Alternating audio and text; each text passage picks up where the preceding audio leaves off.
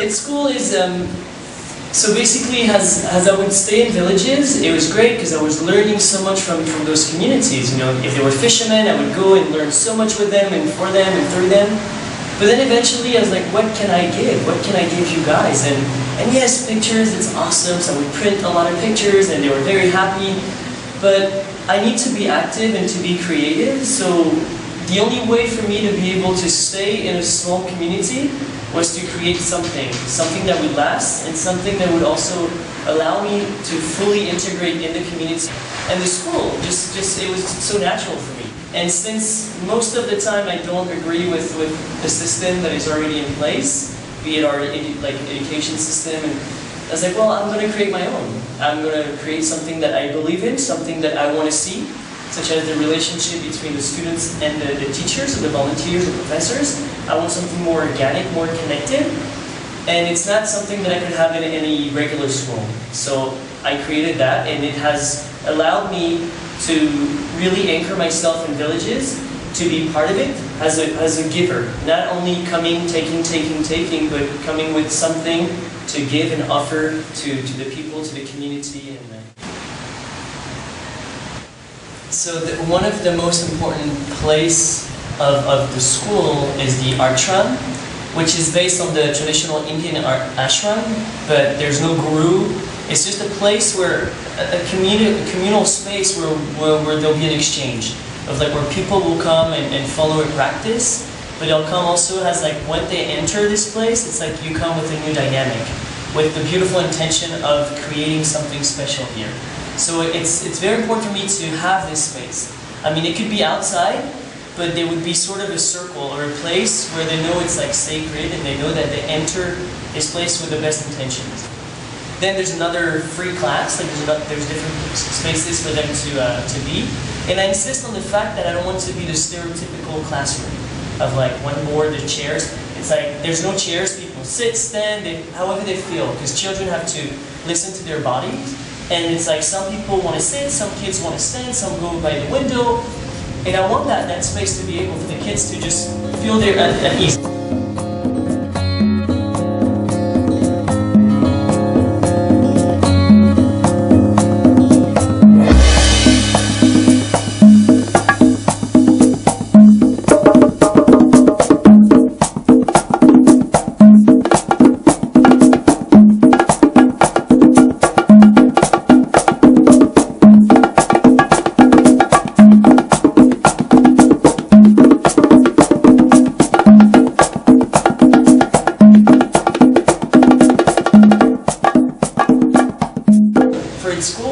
To understand is that each student, each kid, each person has works better with a certain intelligence. They've been recorded, 7 of them have been recorded, and it could be from people work better with music, people with colors, people with movements, people with words. So in each class, I want those 7 intelligences to be worked on, to be solicited. So each kid here, no matter what is his type of work, will actually pay attention and will be happy and will find the stimulant that he needs. He will actually say, oh, this is what I like, I understand it.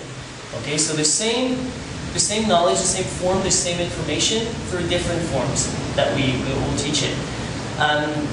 I wanted to be very open to more things, things that will normally not have the opportunity to have, such as yoga or circus skills, and all this mixed within the English component, which is the goal of his school, is to teach them English, but to make it fun. To make it as hey guys, let's go and play soccer, and they're super happy because they're going to play soccer, forgetting that basically all we're doing, we're teaching them English. So it's and I remember, I had one of the students, he was I don't learn English here, we always have fun. And I'm like, really? So I asked him a lot of questions in English, and he answered them all. He was like, oh, so I'm learning English. And I was like, yeah, that's exactly what we do. We learn it, but I trick you. And I told him, I'm here to trick you into learning, but through a very fun and creative way.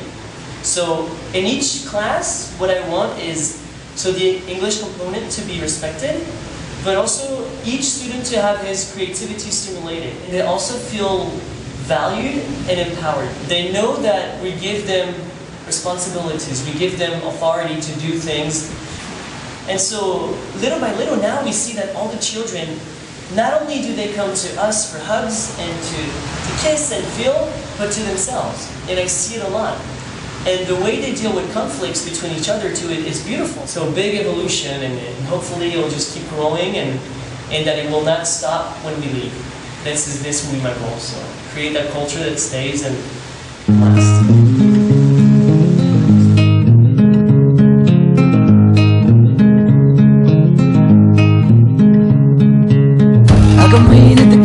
Corner, now I'm back away.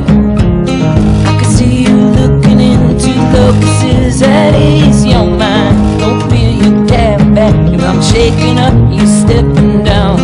Put your cookies in the cooling rack, let's kiss the skyway. Hey,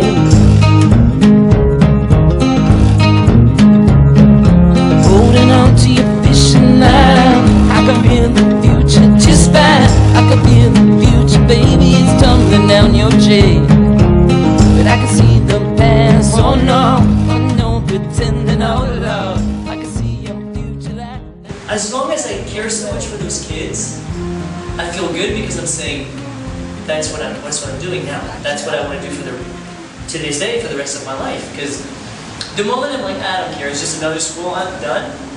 Now, this is probably when I have to start thinking like, maybe I should give up, maybe I should stop because I'm no longer fully into it. So, it's hard because they're my babies too. It's like, I love them and I want to give them everything. But it's like, that's how it goes, you know. I appeared like that, no one was expecting me, and I leave the same way. I know, I dance.